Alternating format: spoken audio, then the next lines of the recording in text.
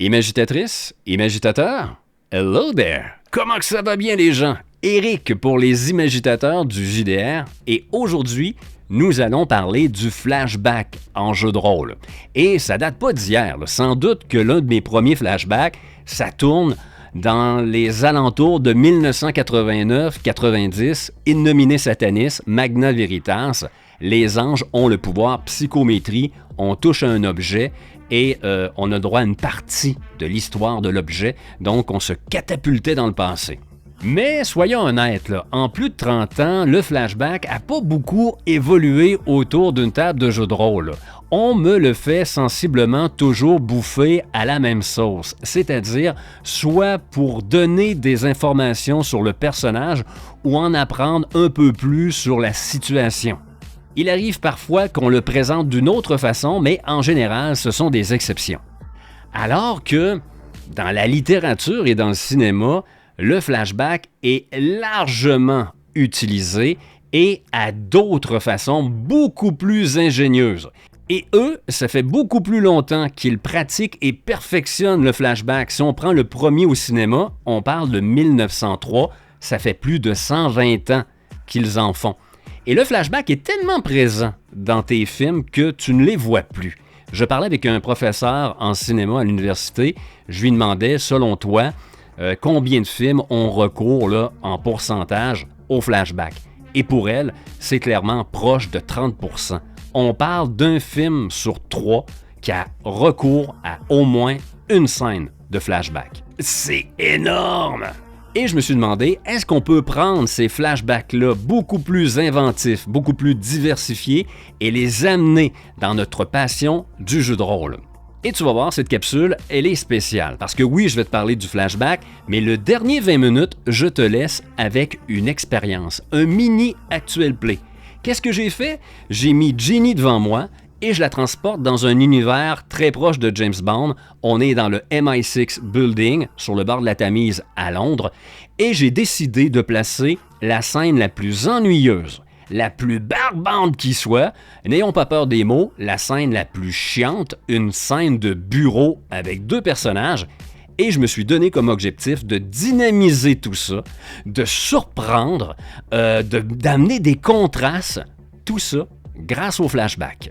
Donc, ça va être à toi, imagitatrice, imagitateur, de juger de l'expérience, à savoir si oui, on peut apporter un vent de fraîcheur au niveau de nos flashbacks, on peut utiliser ce qu'on voit, les utilisations au cinéma ou en littérature et les importer pour mettre un peu de variété autour de notre table de jeu de rôle. Moi, j'ai vécu l'expérience, c'est moi qui le fais, donc je peux te dire que pour moi, c'est un gros oui.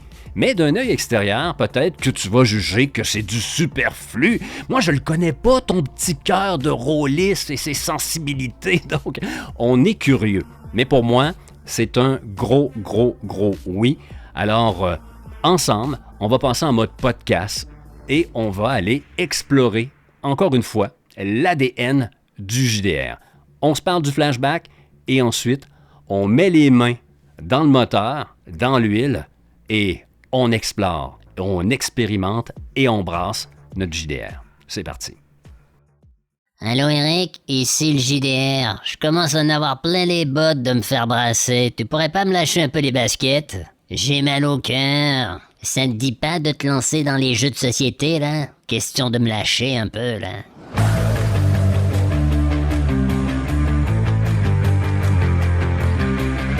Allez, c'est parti pour le podcast L'ADN du JDR où nous allons explorer le flashback. Comme je te l'ai dit, le flashback, on me le sert et je le sers toujours sensiblement de la même façon. Allons faire un tour dans le passé du héros pour voir pourquoi il est comme ça aujourd'hui. Et si ce n'est pas un bond dans le passé pour découvrir un personnage, mais c'est pour découvrir une situation qui explique pourquoi c'est comme ça dans le présent. Bien sûr, il y a toujours des exceptions. À un moment donné, dans une campagne de brigandine, NJ est à la barre. Et alors que nos personnages se sont rendus maîtres des quartiers rouges, qu'on a la main mise sur la drogue, la prostitution et tout ce que tu veux d'illégal, on s'installe pour une session de jeu alors qu'on est les rois du monde Et la session commence, on est enchaîné, on se fait lancer des fruits et des légumes pourris ainsi que des pierres, et on nous traîne jusqu'à l'échafaud pour nous pendre. Mais qu'est-ce qui s'est passé? Et NJ de nous regarder. Bien, messieurs, cette session-ci, vous allez m'expliquer les raisons. Pourquoi vous vous retrouvez dans une telle situation en ce moment? Et on a vécu toute une session en flashback. Combien de fois je te l'ai dit, NJ comme maître de jeu, c'est un enfoiré.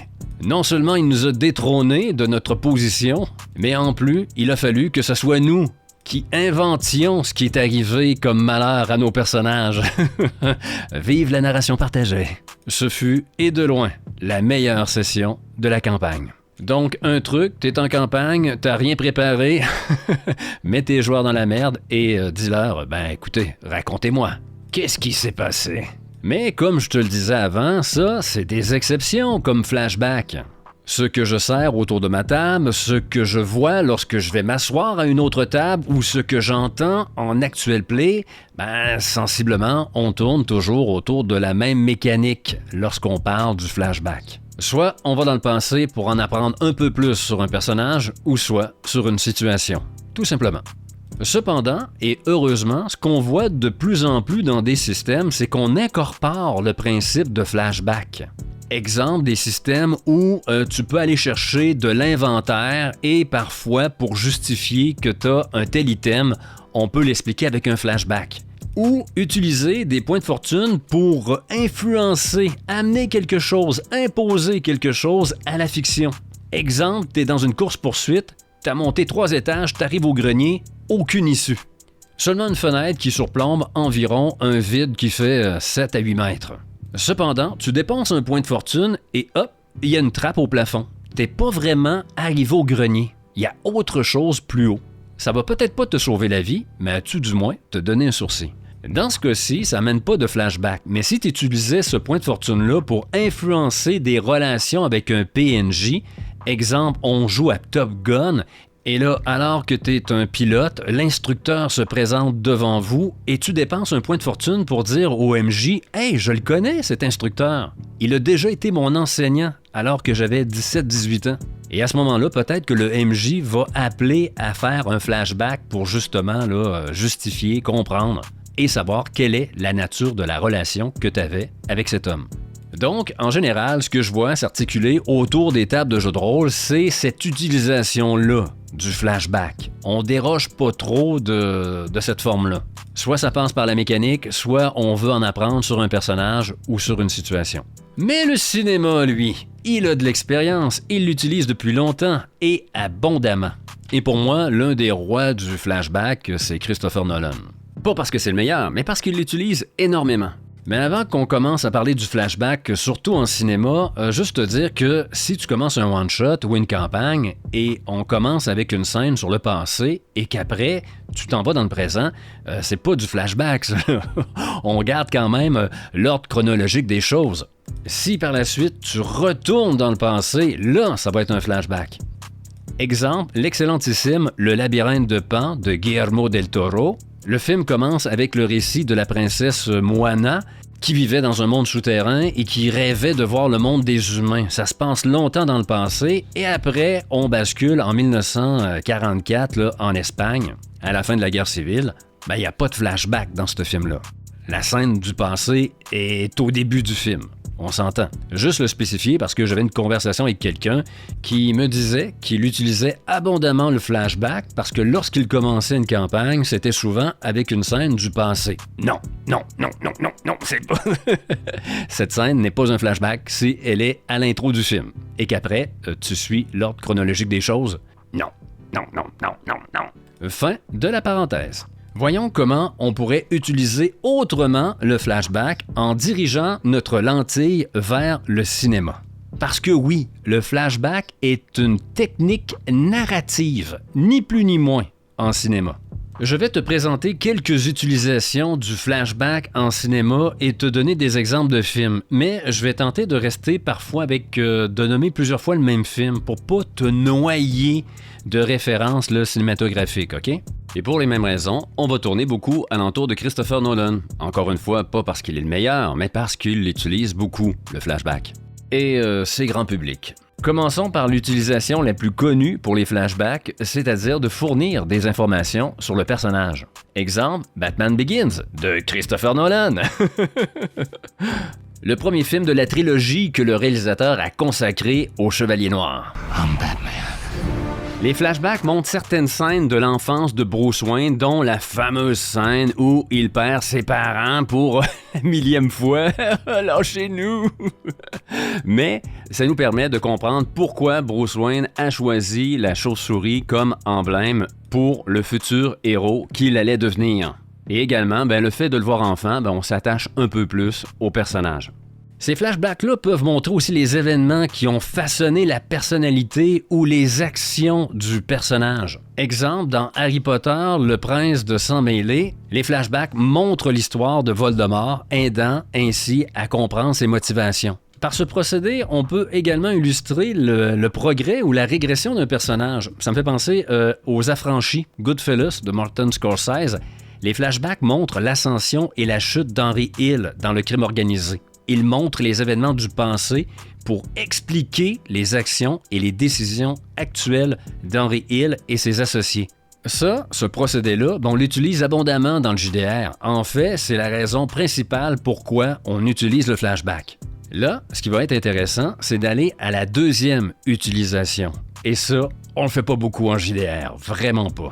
Utiliser le flashback pour développer l'intrigue. Chaque flashback apporte un morceau qui vient s'imbriquer à l'histoire et construire l'intrigue. Et là, moi, je pense immédiatement à The Usual Suspects, un film qui date de 1995. Le film utilise des flashbacks pour que progressivement on redoute le fameux Keyser Söze et que les liens se tissent entre chaque personnage du film. Et qu'on se casse la tête à savoir c'est qui Keyser Söze. Et ça nous fait aussi découvrir les événements qui ont conduit à la scène d'ouverture.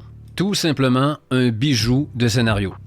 On pourrait aussi parler de Kill Bill, volume 1, de Quentin Tarantino. Les flashbacks expliquent pourquoi la mariée est en mission pour tuer chaque membre de l'escadron des... je me souviens jamais de leur nom, les vipères assassines, quelque chose comme ça, tu me corrigeras si je me trompe. Et chaque flashback fournit des informations cruciales sur les raisons de sa quête et sur les cibles qui sont visées par sa vengeance. Je vais être sur mon lit de mort et je vais encore me souvenir de ce mariage dans cette petite chapelle sur bord de route en plein désert. Génial. Donc oui, là on a vraiment des flashbacks qui viennent construire l'intrigue. Et ça peut même rajouter une certaine complexité et une profondeur à l'intrigue. Tiens, on revient encore au roi du flashback, Christopher Nolan, le Prestige. Les flashbacks révèlent les secrets et les trahisons entre deux magiciens, ajoutant ainsi de la complexité à leur rivalité. Imagine un scénario de JDR en one-shot ou en campagne où chaque flashback, que ce soit sur les personnages ou sur une situation qui est amenée par la découverte d'un livre, d'une lettre, d'une vidéo, viennent nourrir, viennent alimenter l'intrigue ou tout à fait le contraire. Ça vient chambouler les idées qu'on avait et ça nous fait partir sur une autre direction. Ce serait génial et c'est faisable. C'est faisable. Passons maintenant au troisième point. Et là, encore une fois, c'est un procédé de flashback que je ne vois vraiment pas souvent en JDR. C'est l'utilisation du flashback pour créer du suspense et de la tension. Retarder des révélations, des informations importantes pour maintenir ce suspense. Et là, encore une fois, on ne pourra pas passer à côté du roi du flashback, Christopher Nolan. On s'en va faire un tour du côté de Inception. Les flashbacks montrent progressivement l'histoire de Cobb et Mal, maintenant le suspense sur les réelles motivations de Cobb. Tout au long du film, on est intrigué par cette relation. On se pose des questions, on se casse la tête. Et qui dit tension, suspense, il y a aussi surprendre le spectateur avec des révélations inattendues sur le passé. On peut penser à Shutter Island de Martin Scorsese avec Leonardo DiCaprio. Les flashbacks révèlent la véritable identité de Teddy Daniels et la réalité de son passé, surprenant totalement le spectateur. Moi, j'avais lu le roman. Génial. Même chose pour The Usual Suspect, on a parlé tout à l'heure, la révélation finale sur qui est Keyser Söze. Ou Fight Club, qui dévoile à la fin la véritable nature de la relation entre le personnage de Brad Pitt et Edward Norton. La série de flashbacks qu'on nous envoie à la gueule à la fin nous amène une toute autre vision. Là. Le sixième sens, avec Bruce Willis, qui, par le flashback à la fin, nous font voir l'histoire sous un autre angle. La mâchoire au sol, oui les amis. Je suis sorti du cinéma sur les rotules. Oui, le flashback, c'est de la bombe. L'enlever de nos films, de nos séries, de nos romans? Oh non! Over My Dead Body. C'est un outil narratif excessivement puissant qu'on a tendance à négliger dans le JDR. Moi le premier, là, coupable. Et je suis persuadé qu'on pourrait utiliser cette technique-là pour venir pimenter notre JDR de plusieurs façons. Comme exemple, à la fin, un flashback nous fait voir le méchant de l'histoire d'un tout autre œil. Bang! Dans la gueule. Une utilisation du flashback que j'aime bien en cinéma et que je veux transposer au JDR, c'est de contraster différentes époques ou situations. C'est-à-dire de comparer les circonstances passées et présentes pour montrer un changement, soit dans l'évolution du personnage ou de la situation. Je te donne un exemple, Slumdog Millionnaire, réalisé par Danny Boyle. Les flashbacks montrent la vie difficile de Jamal Malik dans les bidonvilles, contrastant complètement avec sa situation actuelle en tant que participant d'un jeu télévisé. Et tu vas le voir dans l'expérience que j'ai fait avec Jenny, qui s'en vient dans 3 ou 4 minutes, c'est là. J'ai amené du flashback justement pour créer du contraste. Et je crois que ça a fonctionné. On y va maintenant avec la dernière utilisation du flashback que moi j'aime bien en cinéma. C'est le flashback qui permet d'explorer des thèmes comme la mémoire, le regret, la rédemption. On va y faire plaisir un peu, c'est sans doute le dernier bon film qu'il a fait. Et ça remonte, je pense que c'est début 2000. Tim Burton avec Big Fish, mettant en vedette Ewan McGregor. Le film utilise des flashbacks pour raconter des histoires fantastiques de la vie d'Edward Bloom, que son fils, Will, considère comme des mensonges. Écoute, c'est des fables. Mais en explorant ses souvenirs, Will découvre les vérités derrière ces histoires. Ce qui amène une certaine rédemption, une certaine réconciliation avec l'image du père, tout simplement. Qu'est-ce qui pourrait être intéressant avec cette utilisation du flashback? Exemple, un joueur autour de la table trouve un livre qui parle soit d'un autre personnage autour de la table, ou soit un PNJ important, et qu'à chaque fois qu'il lit, on a un flashback, et dans ce flashback-là, on découvre une autre facette de ce joueur autour de la table, ou de ce PNJ important. Ça pourrait être intéressant, vraiment. Parenthèse, maintenant que j'ai terminé de nommer des films, j'ai fait exprès de ne pas mentionner Memento de Christopher Nolan parce que c'est un film basé justement sur la structure en flashback. L'un des très bons films de Christopher Nolan.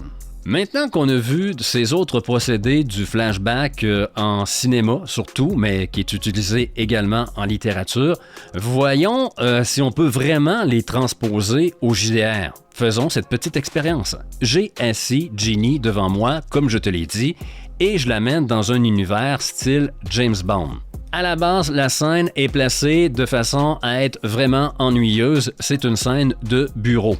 Ginny interprète l'agente Moira Jones, l'agente 33, et elle a passé 3 mois en évaluation sur de véritables missions afin de savoir si elle est prête à avoir son premier zéro, à devenir l'agente 033. Le premier zéro, c'est le permis de tuer. Lorsque tu as 2 zéros, comme l'agent 007, c'est parce que tu as déjà tué. Ça, c'est inventé, là. Fleming a jamais expliqué qu'est-ce que voulaient dire les 2 zéros de l'agent 007, là. Donc, Moira Jones est devant son directeur, le sous-directeur des opérations terrain, pour savoir si elle a passé l'évaluation, tout simplement. Et tu vas le voir, il y a un petit hommage à Casino Royale, le premier James Bond avec Daniel Craig. Voici comment j'ai utilisé le flashback. De 1, pour dynamiser les scènes. De 2, pour contraster. De 3, pour amener des révélations surprenantes. Et 4, montrer que le passé a des répercussions importantes sur le présent. Attention, je vous avertis, 18 ans et plus. Le dernier des 4 flashbacks, le plus long, c'est ça. Ce n'est pas pour les oreilles de tout le monde.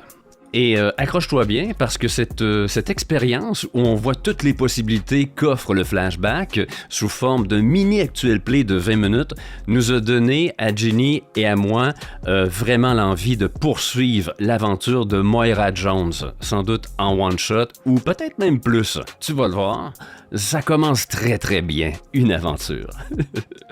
Je ne te salue pas tout de suite, ni t'envoie de ciao. Je garde ça pour la fin, après l'expérience. On se retrouve de l'autre côté. Allez, action!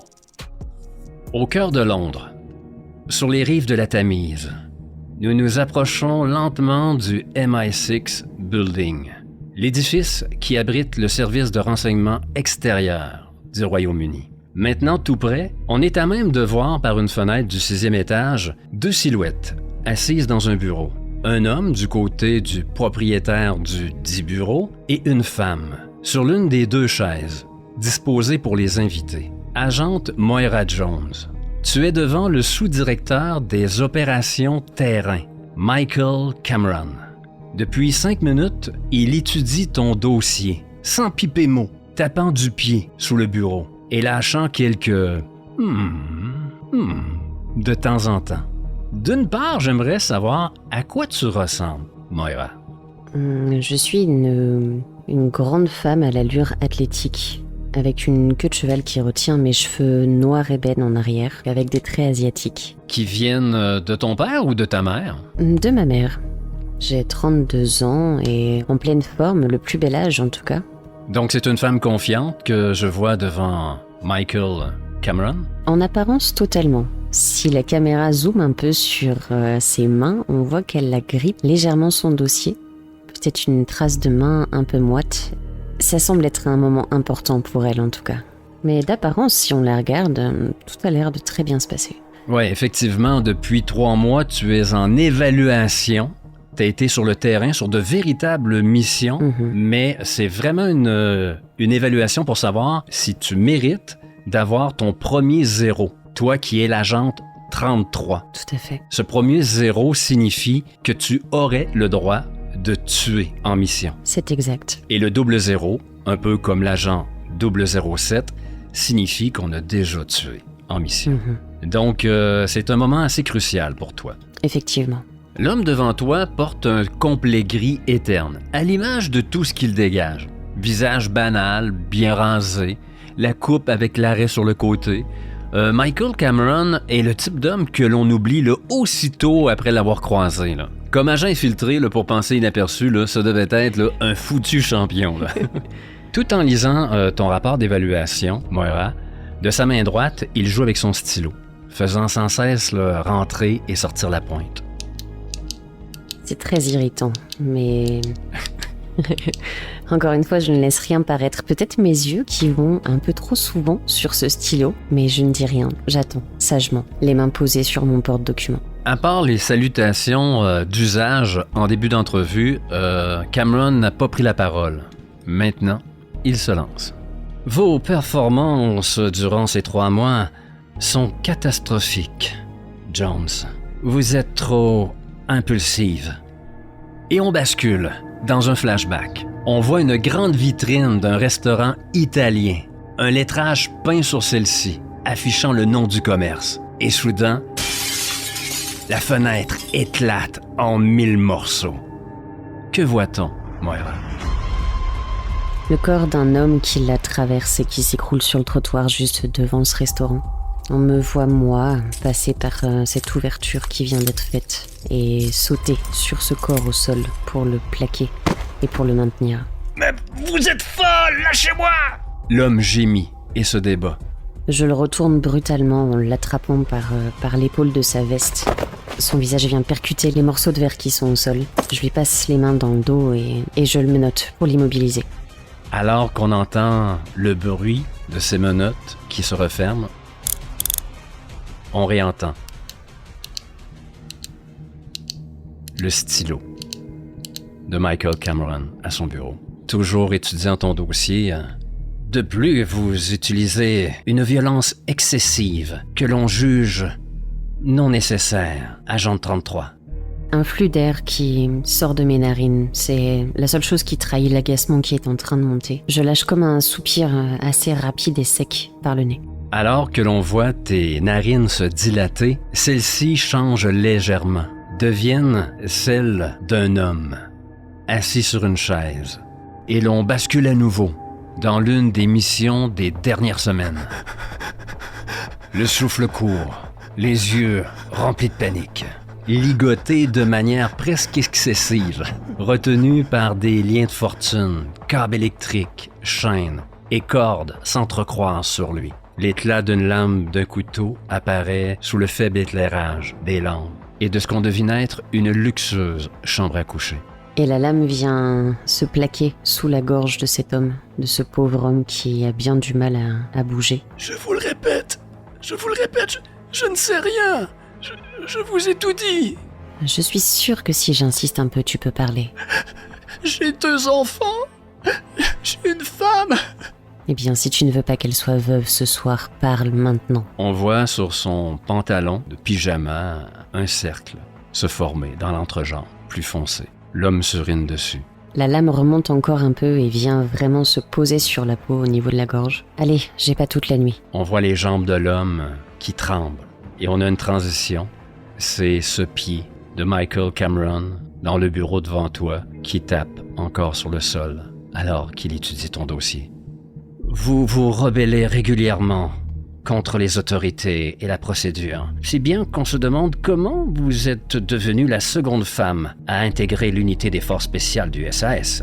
Ma mâchoire bouge, les muscles sur le côté de mon visage jouent fortement.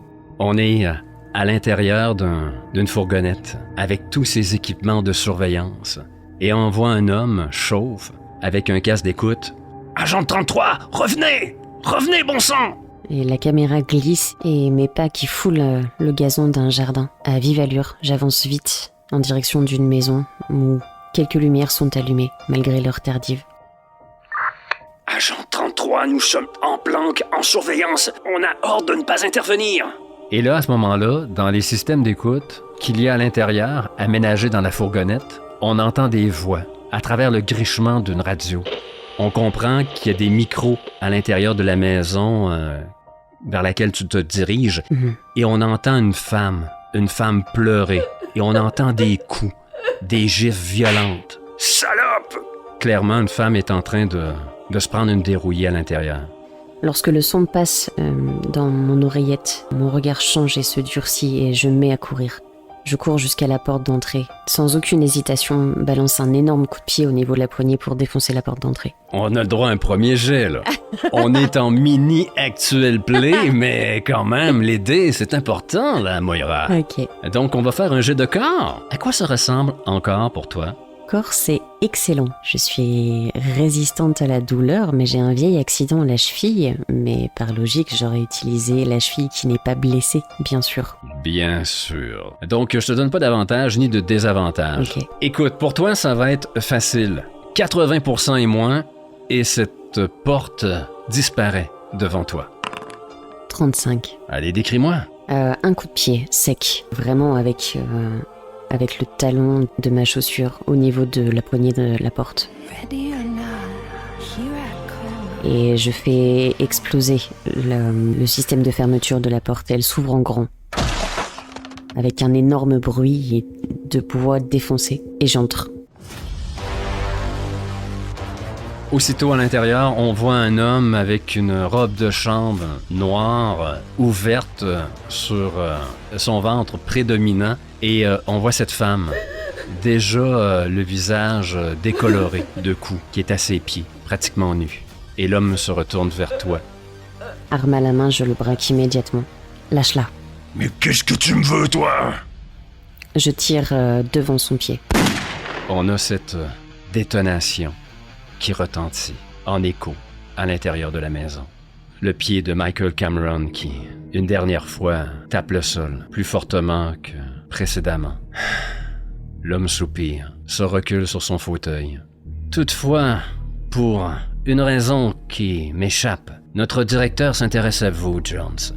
Il vous attend dans son bureau, tout en haut.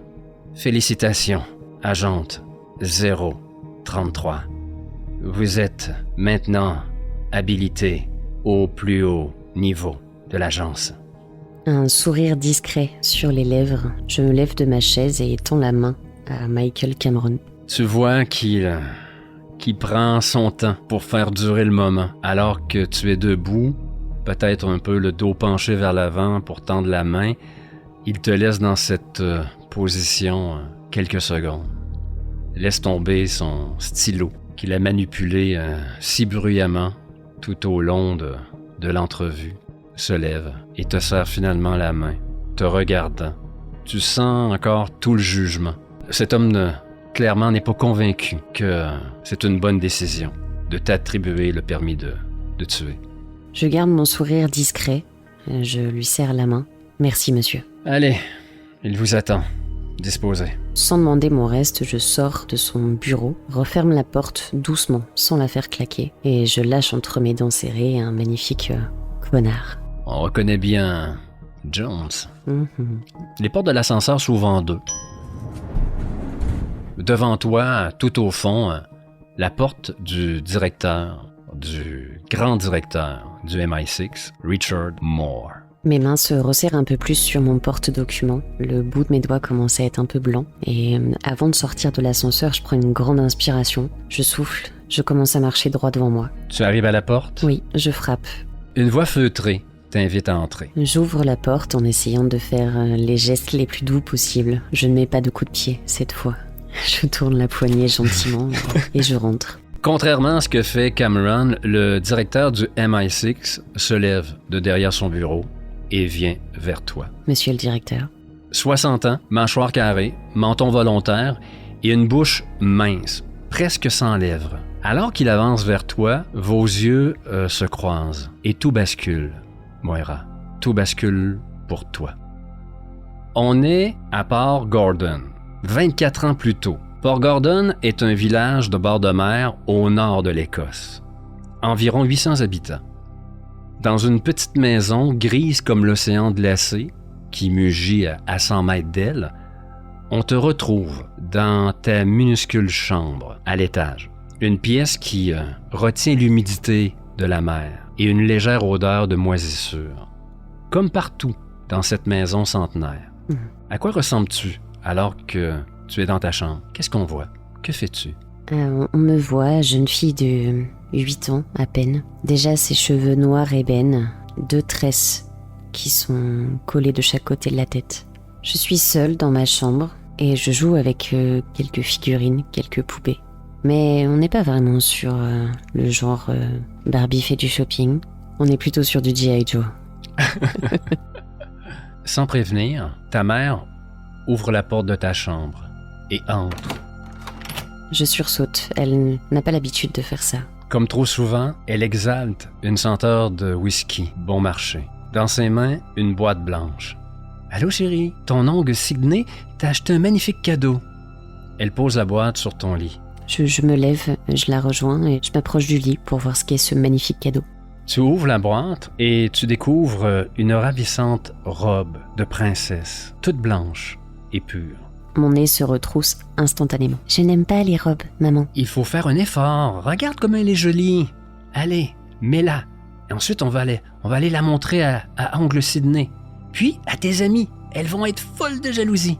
Je la fixe un moment dans les yeux. Je ne comprends pas vraiment ce qu'elle est en train de faire. C'est ma mère, elle connaît mes goûts, elle sait mon caractère, elle sait que ce n'est vraiment pas quelque chose qui m'amuse. Déjà, l'histoire de ces tresses collées sur la tête, c'est uniquement pour lui faire plaisir. Mais bon, comme toute petite fille de 8 ans, sage et qui ne veut pas que la journée tourne au vinaigre, je prends la robe. Une fois la robe mise, tu franchis la porte, descends au rez-de-chaussée. La porte qui t'a toujours été interdite, celle allant au sous-sol, s'ouvre dans un grincement interminable alors que ta mère l'ouvre. Les premières marches apparaissent dans la noirceur qui étouffe le sous-sol. Pourquoi est-ce que tonton est à la cave, maman? Je comprends pas. Il est en train de travailler. Allez, on va lui montrer. On va lui montrer comment tu es jolie. D'accord. Elle te prend par la main et descend les marches. En bas des escaliers, un espace réduit qui donne sur 3 portes en métal, gauche, droite et celle du centre que ta mère pousse. Je la suis un peu ronchon en me disant que bon, finalement plus vite je vais aller voir cet oncle et plus vite on va me laisser retourner avec mes G.I. Joe et continuer mon aventure. À l'intérieur, de l'autre côté de cette porte en métal que ta mère a poussée, une chambre, dans laquelle trône un grand lit au centre. Le tout est éclairé par une unique ampoule qui disperse une lumière maladive et qui pend lamentablement au bout d'un fil électrique. À droite du lit, ton oncle Sidney et sa tignasse rousse en désordre. « Avance, Moira! N'aie pas peur! » Bonjour tonton. Je lâche la main de ma mère pour faire quelques pas un peu plus rapides en avant pour aller vers lui. Alors que tu approches d'oncle Sidney, à gauche, collé contre le mur, donc de l'autre côté du lit, 3 silhouettes, plus sombres encore que le noir qui les enveloppe. Je les vois et je me stoppe dans ma course, je sursaute un peu, un léger cri, et je les regarde, ne comprenant pas ce qu'ils font ici. L'une d'elles se détache et avance d'un pas. Je recule d'un pas. Donc tu te retrouves un peu comme accolé au mur, Mhm. alors que tu es à droite de ce lit, dans cette pièce qui est quand même exiguë. D'un visage tout sourire, ce nouvel homme dit Tu avais raison, Sidney, elle est fort jolie. » Mi-quarantaine, mâchoire serrée, menton volontaire et une moustache au-dessus d'une bouche très mince, presque sans lèvres, l'homme sourit. On rebascule dans le bureau du directeur du MI6. Tu es à nouveau devant lui, après 24 ans. J'ai lâché mon porte-document au sol et je le regarde entre la surprise et la colère. Je sens cette colère qui monte, mais j'ai du mal à croire que ce soit possible tant d'années après. L'homme se précipite pour ramasser les documents. « Oh, attendez, je vais vous aider. » J'envisage intérieurement de lui asséner un énorme coup de pied et je me reprends. Un genou au sol, il rassemble les feuilles, les replace dans le porte-document, se redresse, tout souriant. Son énorme moustache, d'il y a 24 ans, a disparu. Des rides sont apparues ici et là, mais c'est toujours cet homme, accompagné des 2 autres, dans cette chambre noire où tu étais seul, qui est là, devant toi. Il te tend le porte-document. Venez, Moira, venez vous asseoir. Je prends le porte-document qu'il me tend et je me retourne pour refermer la porte, doucement. Je ferme le battant, appuie la poignée, et lorsque je me retourne vers le directeur, on voit le visage qui a changé. Lâchant la poignée, ma main passe dans mon dos, au niveau de ma ceinture, et le reflet d'une arme se dessine. Ah, le fameux Walter PPK. Merci, monsieur le directeur, pour cette reconnaissance et ce permis de tuer.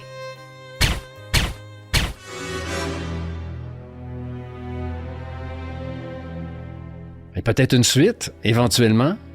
La femme la plus recherchée par les services de renseignement du Royaume-Uni, Moira Jones. Avec la photo placardée partout. Oui, c'est très intéressant, je trouve. Très déstabilisant aussi de devoir faire des flashbacks quand je sais pas où tu vas. Oui, c'est sûr qu'on n'avait pas travaillé ton personnage avant. C'est moi qui t'amenais les informations au compte-gouttes. Hein? Ouais. T'as pris la tangente d'être surprise lorsque tu l'as découvert dans ce bureau-là, ce qui est très très bien. Comme tu aurais pu prendre aussi une autre tangente, c'est-à-dire d'avoir monté les échelons du MI6 justement pour assouvir ta vengeance et justement atteindre cet homme. Ce mélange de la petite marque de fabrique des imagitateurs avec pas mal d'impro, avec beaucoup d'impro même, et ces flashbacks à construire, c'est pas rien, mais c'est hyper intéressant. Oui, mais c'est comme une danse. Hein? Je fais un petit pas, t'en fais un ensuite, et tcha-tcha-tcha. J'aime bien danser avec toi, Eric. Allez, on danse. Là, la musique était pas de circonstance. C'était à la fin une petite musique un peu glauque. Et là, on voit que, justement, en prenant une scène très, très drabe, inintéressante à la limite, de 2 personnes qui parlent dans un bureau, ben on peut dynamiser le tout là, avec les scènes d'action et se livrer sous forme de flashback. Et donc, il y a aussi un petit clin d'œil à James Bond, Casino Royale, qui commençait de cette façon-là, avec des flashbacks de scènes d'action. Ok. Et avec la dernière scène, ben là, on est allé complètement ailleurs. Là. D'une part, le flashback sert à faire un contraste au niveau de la mise en situation et aussi surprendre le spectateur avec de l'inattendu. Ben, pas seulement le spectateur, je pense que ça a surpris la joueuse. Et aussi, finalement, montrer que le passé influence le présent.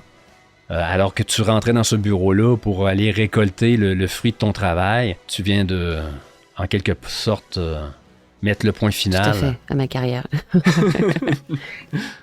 et le rythme augmente vraiment, c'est fou. Hein. Enfin voilà, la tension pour moi était vraiment présente sur cette deuxième partie. Et merci Jenny de t'être prêtée à ce petit exercice, l'utilisation du flashback. Merci à toi. Voilà, c'est ce qui complète cette exploration de l'ADN du JDR et du flashback. J'espère que tu as apprécié. Pour nous, c'est clair, les imagitateurs, que ce soit Méric, NG, ou Ginny ou moi, il est possible d'utiliser le flashback pour autre chose que simplement de donner de l'information sur le personnage et son passé ou sur une situation.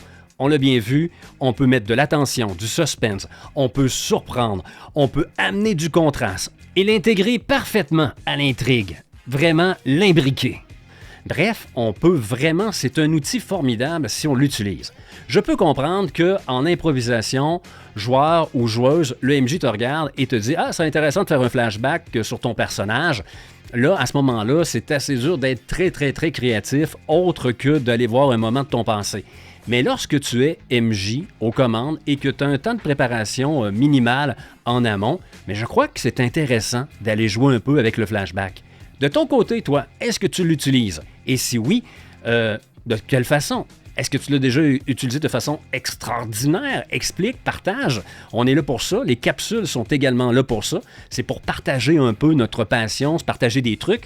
Et en quelque part, moi aussi, quand je fais de ce genre de capsules-là, je me challenge aussi. Parce que moi-même, j'utilisais pas vraiment le flashback de façon très, très, très inventive. Donc maintenant que j'ai fait la capsule, j'ai pas le choix. je vais m'amuser un peu plus avec le flashback. Donc, on partage. Écris en commentaire sur YouTube, je réponds toujours. Si tu as aimé, t'envoies du pouce. Tu peux nous retrouver Instagram, TikTok, Facebook. On est en podcast, YouTube. Si tu nous cherches, tu nous trouves. Et on se dit à une prochaine. Oui, soit pour un actuel play, soit pour les discussions au pays de Ginny, ou soit pour une autre capsule comme celle-ci. D'ici là, je t'invite à imaginer ton JDR, à le brasser. Oh oui, au début, peut-être qu'il ne sera pas content que tu le brasses un peu. Les gens sont un peu rébarbatifs face au changement. Mais on est toujours gagnant et le JDR, ça l'évolue. Alors, on se dit à une prochaine. C'était Eric pour les imagitateurs du JDR et on se dit ciao. Ça évolue. Je vais faire évoluer mon pied jusqu'à ton derrière, moi, Eric. Lâchez-moi un peu, là, à me brasser, là. C'est tellement beau, les années 80, hein? La couleur fluo, les slips en léopard, le spray dans les cheveux, du beau synthétiseur dans toutes les musiques. Vive les années 80, non? Ah, tu vois, moi j'aime bien les années 80. Flashback.